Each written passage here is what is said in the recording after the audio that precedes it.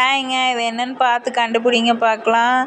இது தாங்க குக்கர் புளி சாதம். எப்படி செய்யலான்னு பார்க்கலாம் வாங்க.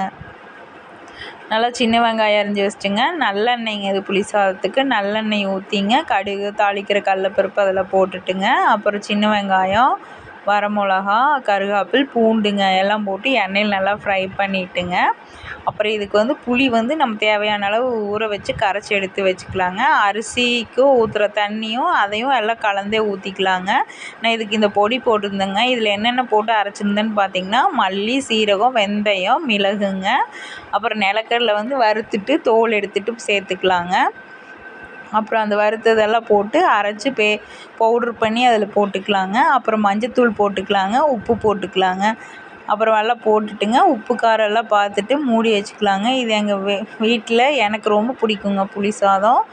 பார்த்திங்கன்னா நல்லா செம டேஸ்ட்டாக இருக்குங்க. நம்ம தனியாக கிளறத விட இப்படியே கொதிக்க விட்டு சாப்பாடு நல்லா புளி அதெல்லாம் அப்சர்வ் பண்ணிச்சுன்னா நல்லா செம டேஸ்ட்டாக இருக்குங்க.